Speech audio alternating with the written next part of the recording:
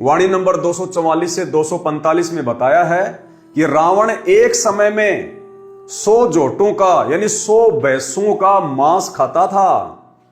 उसके घर पर नौजवान स्त्री मंदोदरी थी, फिर भी सीता की इच्छा रखता था, जो उसके विनाश का कारण बना।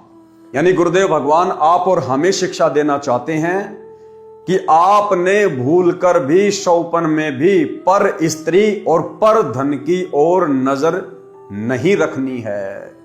जो राखूं त्यो ही रहूं हमरा के चारा, और खाने जाद खरीद हूं गुलाम तुम्हारा। हमने तो अपने गुरुदेव भगवान की रजा में राजी रहना है। भाई और बहनों, इस रावण की छोटी सी कथा से आप और हमें बहुत सारी शिक्षाएं मिल सकती है।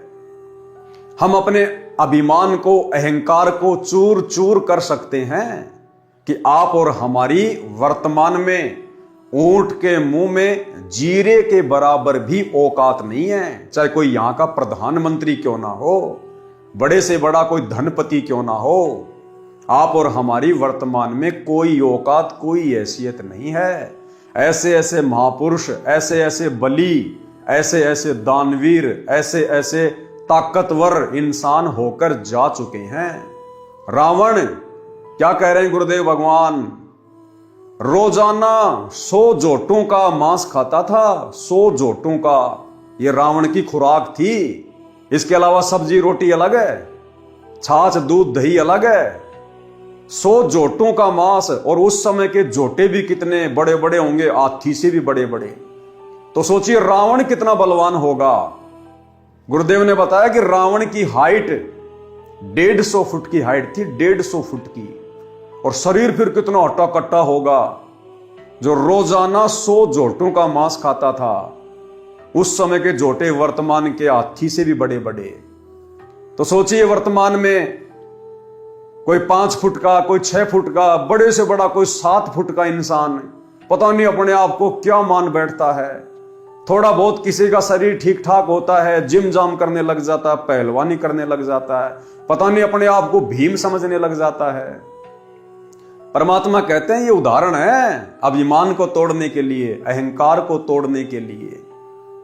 आज 1 किलो खाना नहीं खा सकता इंसान एक टाइम में, और रावण एक समय 100 जोटों का मांस खाया करता था, 100 जोटों का। और आगे देखना भाई और बहनों, वाणी नंबर 244-245 में बताया है कि रावण एक समय में 100 जोटों का नर भैंसों का मांस खाता था। उसके घर पर नौजवान स्त्री मंदोदरी थी, फिर भी सीता की इच्छा रखता था, जो उसके विनाश का कारण बना। यदि हम भगत भाई बहन भी यदि पर स्त्री की तरफ कुदृष्टि रखेंगे, कुनजर रखेंगे, तो आप और हमारी भी यही दुर्गति होगी जो रावण की हुई। अरे रावण भी तो परमात्मा की आत्मा थी। और गुरुदेव ने एक सत्संग में बताया कि रावण की आत्मा भी कभी कबीर परमात्मा सतगुरु रामपाल जी भगवान की शरण में रह चुकी थी, लेकिन भक्ति मार्ग पर टिका नहीं। और देखो फिर काल ने उसी परमात्मा के विरुद्ध रावण को खड़ा कर दिया। परमात्मा के विरुद्ध खड़ा करने का मतलब है सत्य के विरुद्ध अहंकार से भरकर रावण को खड़ा कर दिया। और रामचंद्र रूप बनाकर रामचंद्र जी की पुकार पर इस कबीर परमेश्वर सतगुरु रामपाल जी भगवान ने फिर उस रावण का नाभि में तीर मारकर वध करना पड़ा। रावण का भाई कुंभकर्ण, पुत्र मेघनाथ आदि आदि अनेकों जोटों का मांस खाते थे। रावण ने 33 करोड़ देवताओं को अपनी कैद में बांधकर डाल रखा था। कितना सिद्धि युक्त था, कितना बलवान था। वाणी नंबर 246 से 256 तक रावण राजा की सेना का वर्णन है। अब रावण की सेना का वर्णन है, रावण के नौकरों का, चाकरों का वर्णन। वाणी नंबर 246 से 256 तक रावण राजा की सेना का वर्णन है। वाणी नंबर 25 में रावण के अंग रक्षकों की संख्या बताई है। अंग रक्षक, बॉडीगार्ड 100 करोड़। 100 करोड़ मतलब 1 अरब। 100 करोड़ सेना तो रावण की गद्दी तथा घर के चारों ओर रखवाली करती थी। अब सोचिए भाई और बहनों, वर्तमान का कोई प्रधानमंत्री है, कोई राष्ट्रपति है, Z+ सिक्योरिटी लेके घूमता है, जिसमें 10-15 उसके बॉडीगार्ड होते हैं, 100 मान लो ज्यादा से ज्यादा, और पता नहीं क्या समझता है अपने आप को।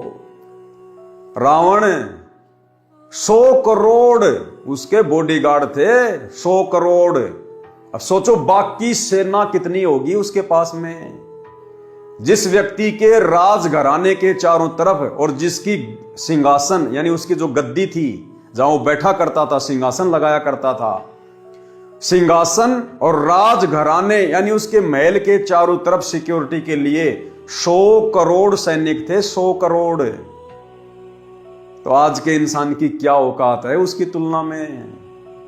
और आगे देखना भाई और बहनों, आगे देखना, अगर वास्तव में कोई भक्ति बीज होगा, परमात्मा की विशेष अधिकारी आत्मा होगी, वो इन उदाहरणों को देखकर कभी शौपन में भी घमंड नहीं करेगा, ना अपने धन का, ना अपने शरीर का, ना अपने बेटा बेटी का, और ना अपनी पद पोस्ट का। पारक के अंक की वाणी नंबर 258 से 259। गरीब जो जन 4 आकाश में, जहां रावण की सेज, ता रानी नो जो बनी हरदम रहे उमेज। गरीब 1 सवा मन कंदरप, रज बीरज ढलकंत, नो जोबनी से जब रावण भोग करंत। ये दोनों लाइनें कितनी गहरी हैं। सबसे पहले परमात्मा ऊपर वाली लाइन का सरलार्थ कर रहे हैं। गरीब योजन 4 आकाश में, जहां रावण की सेज। सरलार्थ, लंका के राजा रावण के महल की सबसे ऊपर की मंजिल 4 योजन थी। रावण का जो महल था वो 4 योजन ऊंचा था। और गुरुदेव ने बताया 1 योजन में 12 किलोमीटर होते हैं, तो 12 चौका 48 किलोमीटर ऊंचा रावण का महल था। भाई जिसकी 150 फुट की हाइट है तो भला उसका 48 किलोमीटर क्यों नहीं होगा। और भाई उस समय तो सब कुछ सिद्धियों से काम होता था। जैसे आजकल बुर्ज खलीफा बना दी लोगों ने दुबई में, 800-900 मीटर ऊंची बिल्डिंग है कि दुनिया की सबसे ऊंची बिल्डिंग, और उसमें जाते कैसे हैं, लिफ्ट लगा के। ऐसे ही रावण अपनी 48 किलोमीटर ऊंची बिल्डिंग में सिद्धि शक्ति से उड़ के जाया करता था, उड़ के जाया करते थे। तो बताओ भाई और बहनों, वर्तमान के इंजीनियर तो कहीं भी नहीं टिकते। ऐसे ऐसे इंजीनियर हो चुके हैं इस धरती के ऊपर। आज 1 किलोमीटर ऊंची बिल्डिंग बना दी, बुर्ज खलीफा। पता नहीं अपने आप को इंसान क्या समझने लग रहा, हमने क्या बना लिया। रावण जैसे 48 किलोमीटर ऊंचे महल बना के चले गए, आज उनका नामो निशान भी नहीं है। तो क्या औकात है आज के इंसान की, किस बात पे घमंड करेगा आज का इंसान है।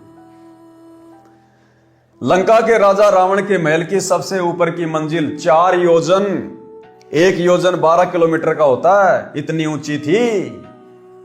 और आजकल कोई भगत भाई बहन अगर 2 मंजिल बना लेता है, 3 मंजिल बना लेता है, फूला नहीं समाता, रात को सपने भी आते हैं किराएदार आ गया, 12,000 महीने के दे रहा है, बढ़िया रसोई का काम चल रहा है। परमात्मा कहते हैं घर तो 3.5 हाथ गणा तो पूर्ण 4, और इससे अधिक जो चाहता उसको नहीं विचार। साईं इतना दीजिए जिसमें कुटुंब समाओ, हम भी भूखे ना रहे साधु ना भूखा जाए। हम भगत भाई बहनों ने केवल अपनी भक्ति को सफल करने के लिए, और जितनी वस्तुओं की हमें आवश्यकता है कम से कम, केवल हमने उतनी ही वस्तुओं का संग्रह करना है। और बार बार हमने गुरुदेव भगवान से डिमांड नहीं करनी, अर्ज नहीं करनी, प्रार्थना नहीं करनी। बारंबार गुरुदेव से प्रार्थना करना भी काल का भयंकर जाल है। यदि आप सांसारिक वस्तुओं के लिए, भौतिक वस्तुओं के लिए, बेटा बेटी की पढ़ाई के लिए, नौकरी के लिए, इंटरव्यू के लिए, मकान बनाने के लिए, यदि आप बारंबार गुरुदेव भगवान से अर्ज करते हैं, प्रार्थना करते हैं, तो भाई और बहनों परमात्मा ने बताया तुम अपना सत्यानाश कर रहे हो। अगर तुम्हें परमात्मा देगा तो तुम्हारी भक्ति से देगा, तेल तो तिलों से निकलेगा। मांग लो ये तो दे देगा, दाता है, दाता एक राम भिखारी सारी दुनिया। लेकिन तुम्हें देगा तुम्हारी भक्ति के प्रतिफल में। अब आप यहाँ आते हो तो कोई तो रोग से दुखी है, कोई कर्जे से दुखी है, कोई अन्य कोई पुत्री के साथ कोई गलत घटना घट रही है भाई, कोई किसी केस से पीड़ित है, कोई किसी कारण से। और जो भी ज्ञान और भक्ति दी जाती है आपकी वहीं नष्ट हो जाती है, क्योंकि आप भक्ति करते हो, फिर 36 आपके ऊपर आपदाएं हैं, उनसे पर अर्जी लगाते हुए भगवान ने हो जाती, वो आपकी साथ साथ खत्म होती है। और जो भी ज्ञान और भक्ति दी जाती है आपकी वहीं नष्ट हो जाती है, क्योंकि आप भक्ति करते हो, फिर 36 आपके ऊपर आपदाएं हैं, उनसे पर अर्जी लगाते हुए भगवान ने हो जाती, वो आपकी साथ साथ खत्म होती है।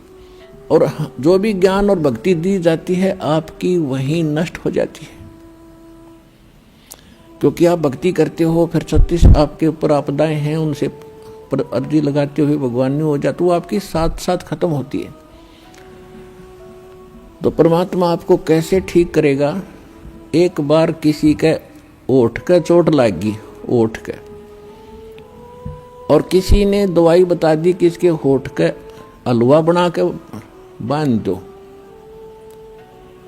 अब थोड़ा सा हलवा बनाया 10-20 ग्राम देसी घी का, उसके ओठ पर रख दिया, ओठ पर रखते हो भीतर कर गया, भूखा था, उसने फिर दरिया वो फिर खा गया। एक समझदार से ने बताया कि अच्छा बना दो, और पहले इसने भीतर से भरो, जब ओठ पर टटेगा अंदर से फुल करो इसको, जब टेकने देगा ये ओठ पे। तो पहले ई परमात्मा पहले आपको अंदर से भरेंगे, और जब इस औषधि ने ओठ पे टेकने दोगे आप, जब आप ऊपर न चालन की सोचोगे,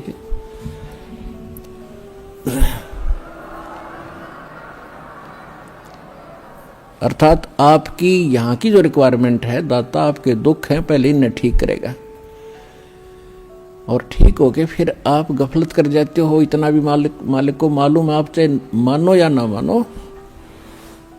अब कई भक्त कहते हैं जी कति और तो सारा ठीक हो गया, कि थोड़ा सा कोई बताते हैं ऐसा दुख रह गया, वहाँ यो तो रखना पड़ेगा भगवान ने, यो तो जान कर रख रखा ना, तुम फिर अंडी पाक जाओगे। तो परमात्मा कहते हैं कि सुख के माथे पत्थर पड़ो, जिसते नाम हृदय ते जावे, और बलिहारी उस दुख के जो पल पल नाम उठावे। तो परमात्मा कहते इसे सुख का आग लगे जिस तो भगवान की भूल पड़े। और बुद्धिमान व्यक्ति, समझदार व्यक्ति, भक्त ने ये मांगना चाहिए, परमात्मा ऐसा दुख दिए रखना आपकी याद बनी रहे, ऐसा सुख ना देना जिससे आपसे दूर हो जाए, भाड़ में जाए ऐसा दुख सुख। तो पुण्यात्माओं, ये परमात्मा थोड़ा बहुत जो रखे है ये अनिवार्य ही होगा हमारे लिए, ये सोचकर आप अब ब्लाइंड फेथ करो इस मार्ग पे। तो भाई हमने ये भक्ति यहीं पे खर्च नहीं करनी, ये भक्ति तो हमने सतलोक जानने के लिए संग्रह करनी है। और इस दाता से मांगना क्या? अरे जो सब कुछ जानता है, जो अंतर्यामी है, जो तीनों लोकों में प्रवेश करके सबका पालन पोषण कर रहा है, ऐसे समर्थ सांवरिया सेठ से मांगा थोड़ी जाता है। अरे मांगा तो उससे जाता है जिसको पता नहीं होता। हमारे गुरुदेव को तो बताने की जरूरत नहीं है, ये तो घट घट के वासी हैं, कण कण के वासी हैं। अगर हम इनकी सतभक्ति कर रहे हैं, इनकी शरण में हैं, मर्यादा में हैं, समय से पहले परमात्मा आवश्यक वस्तु आप और हमारे सामने खड़ी कर देगा। फिर भला ऐसे समर्थ सतगुरुदेव भगवान से मांगने की क्या जरूरत? और मांगने के लिए परमात्मा ने क्या बताया कि भैया मांगना है तो भक्ति मांगो, भक्ति, मर्यादा मांगो। मांगना भी गुरुदेव ने सिखाया आदरणीय धर्मदास जी के एक शब्द के माध्यम से। भक्ति दान गुरु दीजियो देवन के देवा हो, भक्ति दान गुरु दीजियो देवन के देवा हो। जन्म पाया भूलूं नहीं करहूं पद सेवा हो, जन्म पाया भूलूं नहीं करहूं पद सेवा हो। तीर्थ व्रत मैं नहीं करूं ना मंदिर पूजा हो, तीर्थ व्रत मैं नहीं करूं ना देवल पूजा हो, मनसा वाचा कर मना मोहे और न दूजा हो, मनसा वाचा कर मना मोहे और न दूजा हो। भक्ति दान गुरु दीजियो देवन के देवा हो, भक्ति दान गुरु दीजियो देवन के देवा हो। जन्म पाया भूलो नहीं करहूं पद सेवा हो, सुख संपत्ति परिवार धन और सुंदर नारी हो, सुख संपत्ति परिवार धन और सुंदर नारी हो। सुपने में इच्छा नहीं करूं गुरु आण तुम्हारी हो, सपने में इच्छा नहीं करूं गुरु आण तुम्हारी हो। भक्ति दान गुरु दीजियो देवन के देवा हो, भक्ति दान गुरु दीजियो देवन के देवा हो। जन्म पाया भूलो नहीं करहूं पद सेवा हो, अष्ट सिद्धि और नौ निधि वैकुंठ कवासा हो, अष्ट सिद्धि और नौ निधि वैकुंठ कवासा हो। सो मैं तुमसे न मांगता सब थोथरी आशा हो, सो मैं तुमसे न मांगता सब थोथरी आशा हो। भक्ति दान गुरु दीजियो देवन के देवा हो, भक्ति दान गुरु दीजियो देवन के देवा हो। जन्म पाया भूलो नहीं करहूं पद सेवा हो। तो यदि हमने कुछ मांगना भी है अपने परमेश्वर से, अपने महबूब से, अपने गुरुदेव भगवान से, तो गुरुदेव ने बताया कि बच्चों तुम क्या मांगोगे, तुम रावण से ज्यादा यहां पर वैभवशाली नहीं हो सकते, भौतिक सुख सुविधाओं से लैस नहीं हो सकते। जिसकी 48 किलोमीटर ऊंची मंजिल थी, सिद्धि शक्ति से उड़ के जाया करता था, और 48 किलोमीटर ऊंचा महल पूरा का पूरा सोने का, गारियां भी सोने की, ईंटें भी सोने की। क्या हम उस रावण से ज्यादा वैभवशाली यहां हो सकते हैं? 1 लाख पूत 1.25 लाख नाती, उस रावण के आज घर में कोई दीवा ना बाती। 1 लाख जिसका उसका कोई वंश भी नहीं आज धरती पर। तो बताओ फिर हम क्या मांगे परमात्मा से, क्या मांगे? वो रावण अपने साथ में सुई की नोक नहीं लेकर जा सका, हम क्या ले जाएंगे? तो परमात्मा कहते हैं भक्ति मांगो, भक्ति से बड़ा कोई धन नहीं है। कबीरा सब जग निर्धना, धनवंता ना कोई, और धनवंता सोई जानिए जिसके पास राम नाम धन होए। कौन से राम का? सतगुरु रामपाल जी परमेश्वर जी का शतनाम, सारनाम, प्रथम नाम, इनकी भक्ति, इससे बड़ा दुनिया में कोई धन नहीं है। बाकी सब धन नश्वर हैं, खंड खंड हो जाएंगे, लेकिन ये भक्ति धन कभी भी नष्ट नहीं होता, हमें शतलोक में पहुंचा देगा। तो गुरुदेव ने बताया अगर कुछ मांगना भी है तो भक्ति मांगो। जय तन चाहिए राजपाट तो धर ले ध्यान हमारा। अगर तेरे मन में राज्य करने की इच्छा भी है तो भी इस भक्ति से ही मिलेगी। अगर रावण को भी वो महल मिला, ठाट बाट मिले, नौकर चाकर मिले, तो भी उसकी भक्ति के प्रतिफल में मिले। रावण ने 10 बार अपना सिर अपने हाथ से तलवार से काट के अपने इष्ट श्री शंकर जी के चरणों में चढ़ा दिया, लेकिन फिर भी देने वाला तो यही कबीर परमात्मा था, भले शंकर जी के माध्यम से दे।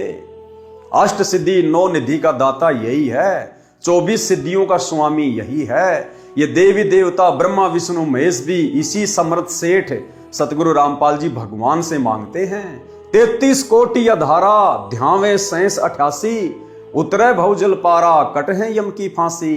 ये 33 करोड़ देवी देवता और 88,000 ऋषि महात्मा भी अपनी भक्ति का आधार इसी पूर्ण परमात्मा कबीर परमेश्वर सतगुरु रामपाल जी भगवान को ही मानते हैं, भले उन्हें भक्ति का वास्तविक ज्ञान नहीं है। जिस प्रकार इंसान चाहे किसको भी पूजता है, किसी भी देवी देवता की पूजा करता है, लेकिन जब उसके ऊपर विशेष आपत्ति आती है तो उसकी आत्मा से एक ही पुकार निकलती है, हे परमात्मा, हे मालिक, हे परमेश्वर। इसी प्रकार ये देवी देवता चाहे जो भक्ति कर रहे हैं, लेकिन उनकी भक्ति का आधार वो परमात्मा ही है, क्योंकि सर्व का पालन पोषण यही एकमात्र परमात्मा तीनों लोकों में प्रवेश करके करता है। तो हम भगत भाई बहनों ने ये रावण जैसे जन्म बहुत भोग लिए। इस नकली नश्वर 21 ब्रह्मांड के झूठे सुख हमने बहुत बार भोग लिए। अनेकों बार हमने बड़े बड़े बलशाली पहलवानों के जन्म ले लिए। अनेकों बार हम बड़े बड़े बिजनेसमैन रह चुके हैं, बड़े बड़े खिलाड़ी रह चुके हैं। हमने सर्व जीवन भोग लिए। परमात्मा कहते हैं, कोटि जन्म तू राजा की न्या। करोड़ों बार तो सतलोक से आने के बाद हम यहां पर पृथ्वी पर सर्व संपन्न राजाओं के जीवन भोग चुके हैं। कोटि जन्म तू राजा की न्या, मिटी न मन की आशा, और भिक्षुक होकर दर दर घूम लिया, मिला न निर्गुण रासा। हमारी कहीं भी संतुष्टि नहीं हुई।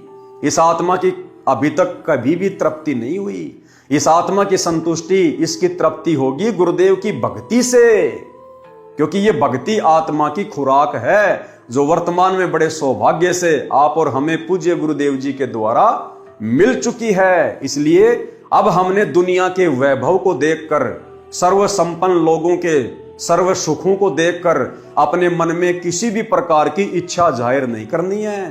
परमात्मा यही समझाना चाहते हैं कि अगर तू सफल हो गया ये भक्ति करके, तो यहां के राजा महाराजाओं के सुख तो छोड़ दो। जब तुम सतलोक में चले जाओगे तो परमात्मा कहते हैं, चार मुक्ति जहां चंपी करती माया होरी दासी, दास गरीब अभय पद परसै, वो मिले राम अविनाशी।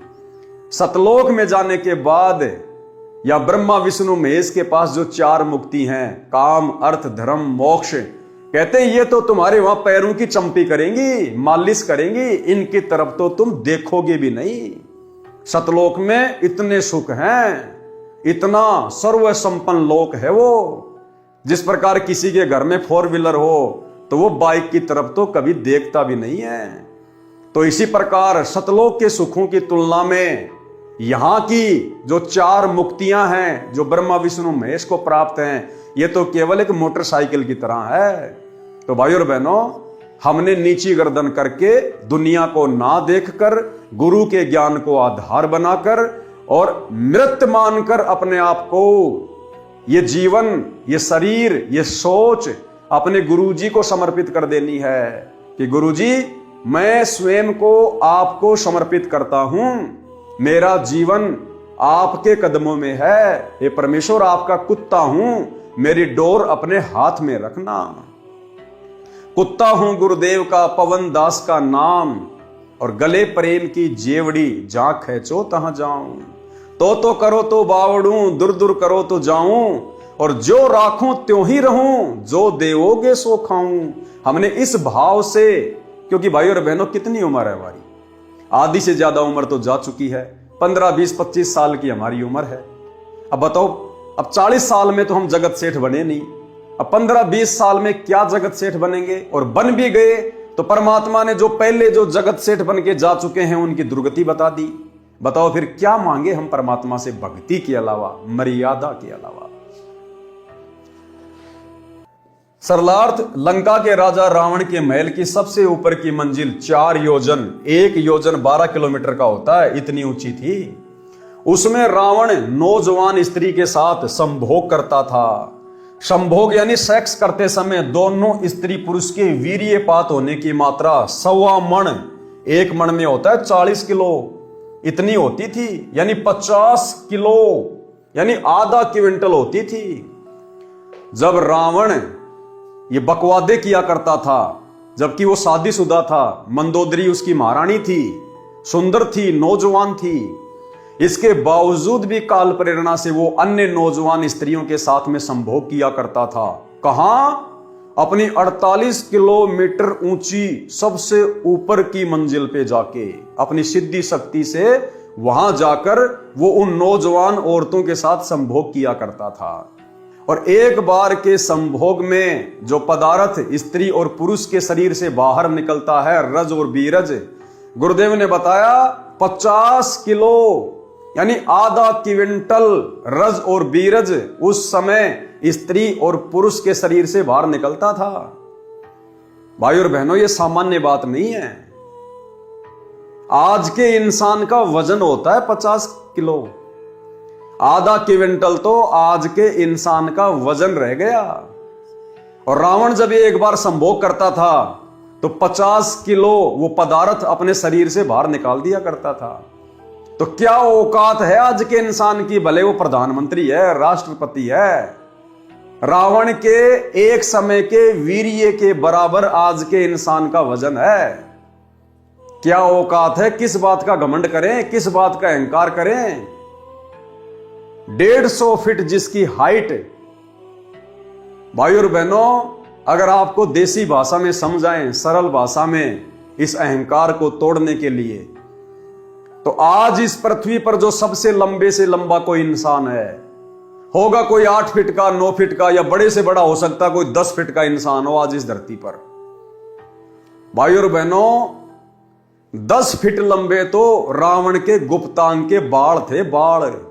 अब सोचो भाई और बहनों, विचार करो इन बातों पर अपने अहंकार को तोड़ने के लिए। आज के इंसान की इतनी हाइट नहीं है जितने बड़े रावण के गुप्तांग के बाल थे। अब सोचिए हम किस बात का घमंड करें, हमारी औकात क्या है। इसीलिए परमात्मा हमें बारंबार समझाते हैं, मर्द गर्द में मिल गए रावण से रणधीर, कंस केश चानोर से हिरणाकुश बलबीर। और तेरी क्या बुनियाद है, तू पेंडा पंथ पकड़, गरीब दास हरि भक्ति बिन तेरा खाली रहसी खेत। कि मर्द गर्द में मिल गए रावण जैसे मर्द, कंस जैसे, हिरण्यकश्यप जैसे, वास्तव में जिनको मर्द कह सकते हैं, जो शरीर से भी मर्द थे, बलशाली थे, धन से भी थे। कहते हैं उल्टे काम कर करके आज उनका धरती पर खोज भी नहीं है। और उनकी तुलना में तुम इस कलयुग के छोटे छोटे जीव, यानी भाई और बहनों, अगर रावण से हम वर्तमान में अपनी तुलना करें तो हाइट के मामले में जैसे हमारे सामने धरती पर मेंढक होता है, हम केवल इतने हैं, इतने। तो किस बात का घमंड करें, किस बात का अहंकार करें। अगर किसी के पास ज्यादा संपत्ति है, कोई बहुत बड़ा नौकरी वाला है, जिसके पास बड़ा सा मकान है, कोई फार्म हाउस है, 2-4 प्लाट हैं, तो परमात्मा कहते हैं रावण से कंपैरिजन कर लिया करो कि तुम्हारे जैसे कितने चले गए। 100 करोड़ तो जिसके बॉडीगार्ड थे, बॉडीगार्ड। 48 किलोमीटर ऊंचा जिसका महल था, वो भी सोने का। भाई और बहनों, हम कहीं नहीं टिकते, कहीं भी। इसलिए परमात्मा से वर्तमान में यदि हमें कुछ मांगना है तो भक्ति, जो भक्ति रावण के पास नहीं थी, जिस धन के अभाव में रावण मर गया, जिस धन को रावण भी प्राप्त नहीं कर पाया, आज हम वो अनमोल वस्तु प्राप्त कर सकते हैं। क्योंकि आज हमें मौका है, वो दाता धरती पर प्रकट है, सतगुरु रामपाल जी भगवान।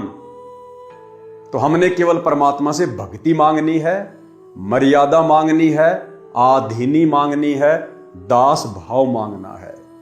बाकी तो परमात्मा ठाठ कर देगा जितनी हमें यहां आवश्यकता होगी। और उसके बाद फिर सदा के ठाठ के लिए परमात्मा सतलोक में बैठा देगा। फिर हमने झांक के भी नहीं देखना इधर। तो भाई और बहनों, इस प्रकार से हमने अपनी औकात में, अपनी हैसियत में रह के और अपने गुरु को सर्वे सर्वा मानकर, सब कुछ मानकर हमने भक्ति करनी है। और दूसरी बात, जिसका बाप पहलवान है, जिसका बाप सावरिया सेठ है, फिर बेटे ने पहलवान बनने की क्या जरूरत है भाई। अरे जिसका बाप पहलवान है उसके बेटों को छेड़ कौन देगा। जिसका बाप सावरिया सेठ है, जगत सेठ है, तो उस बेटे को कभी धन की कमी रहती है क्या, किसी चीज के भरोसे रहता है क्या। जब हमारा बाप सतगुरु रामपाल जी भगवान सर्वगुण संपन्न है, तो क्यों ना हम इन्हीं की गोद में बैठकर खाएं पिएं, मौज मस्ती करें, अपनी भक्ति करें, मर्यादा निभाएं। हम क्यों टेंशन में पड़े। अरे जिस आदमी को गाड़ी चलाने के लिए ड्राइवर मिला हुआ है वो मूर्ख आदमी है जो खुद गाड़ी चला रहा है। आराम से सीट पे बैठ, अपनी कोई पढ़ाई कर, अपना मोबाइल में अपना कोई धार्मिक कोई अपनी चीज देख, आराम से नींद आवे तो सो जा। ड्राइवर गाड़ी चला रहा है ना। तो इसी प्रकार पूरी सृष्टि का ड्राइवर सतगुरु रामपाल जी भगवान आज सीधा सीधा हमारा बाप हमारे गुरु रूप में घर घर में प्रकट। तो भाई और बहनों फिर हम क्यों टेंशन लें, हम क्यों सिर में दर्द करें ये दुनिया की दौलत मांग के। इसलिए हमने तो अपने गुरुदेव के चरणों में दास भाव से बैठे रहना है। परमात्मा यहां के भी सर्व सुखों को प्राप्त करवा देगा जो आवश्यक होंगे, भक्ति में बाधक नहीं होंगे। लंका के राजा रावण के महल की सबसे ऊपर की मंजिल 4 योजन यानी 1 योजन 12 किलोमीटर का होता है, इतनी ऊंची थी। उसमें रावण नौजवान स्त्री के साथ संभोग करता था।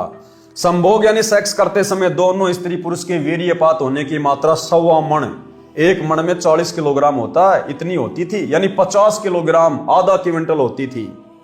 वाणी नंबर 260 से 317 तक। और भाई और बहनों, परमात्मा ने फिर एक सत्संग में बताया कि जो कुंभकर्ण था, कुंभकर्ण रावण का भाई, वो तो रावण से भी कई गुना ऊंची हाइट का था, कई गुना ऊंची हाइट का। और रावण का भाई कुंभकर्ण ब्रेकफास्ट में यानी नाश्ते में 100 जोटू का मांस खाता था। रावण तो भोजन करते समय 100 जोटू का मांस खाता था और कुंभकर्ण केवल नाश्ते में ब्रेकफास्ट में ही 100 जोटों का मांस खाता था और 100 मट के दारू के। अब सोचो वो कुंभकर्ण जो भोजन करता होगा दोपहर का या रात का, उस समय क्या खाता होगा। और उस कुंभकर्ण को नींद से उठाने के लिए परमात्मा ने बताया 12,000 बलशाली योद्धा, यानी उस समय 100 फुट की हाइट थी, 12,000 सैनिक 100 फुट के उसको उठाने के लिए उसके जो है मुगदर मारा करते थे, चोट मारते थे उसके भयंकर भयंकर। और कहते हैं कुंभकर्ण की नाक में, एक साइड का जो नाक है ना, जैसे 2 छेद है नाक में, एक साइड के नाक के छेद में 2 हाथी आ जाते थे, इतना चौड़ा उसका एक साइड का नाक का छेद था। तो सोचो भाई और बहनों वो कुंभकर्ण क्या होगा।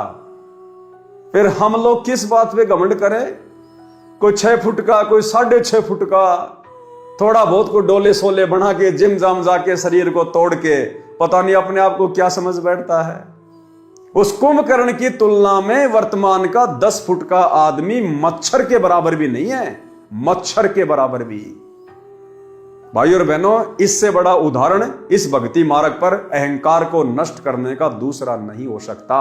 अगर हम चेतना में हैं तो, अगर हमारे अंदर गुरुदेव के ज्ञान की ज्योत सही प्रकार से जल चुकी है तो इस रोशनी में हम भली भांति अपनी औकात को देख सकते हैं। वाणी नंबर 260 से 317 तक राम तथा रावण के बीच हुए युद्ध का वर्णन है। हनुमान जी जैसे महाबलियों ने क्या क्या उपकार व उपद्रव करके युद्ध जीता। लक्ष्मण की जीवन रक्षा सरजीवन जड़ी औषधि का पौधा होता है, उससे हुई। यह रामायण का अंश है। यह अमृतवाणी संत गरीबदास जी के श्री मुख से बोली गई है, इसलिए इसके पढ़ने से आत्मा का पाप धुलता है, ज्ञान विशेष नहीं है। परमात्मा कहते हैं भले ज्ञान विशेष ना हो, ये बातें तुमने सुन रखी हैं राम की, रावण की, लेकिन ये वाणियां महापुरुष के मुख कमल से उच्चारित हैं। गरीबदास जी के रूप में खुद हमारे पूज्य गुरुदेव भगवान थे, इनके मुख कमल से उच्चारित वाणियां हैं। और सोने पे सुहागा वर्तमान में गुरुदेव ने अपने कर कमल से लिख के दे दी हमें पवित्र मुक्ति बोध में। तो हमारे लिए तो सोने पे सुहागा। इनको पढ़ने मात्र से हम कितने पुण्य के भागी बनेंगे, आत्मा से कितना मैल कटेगा।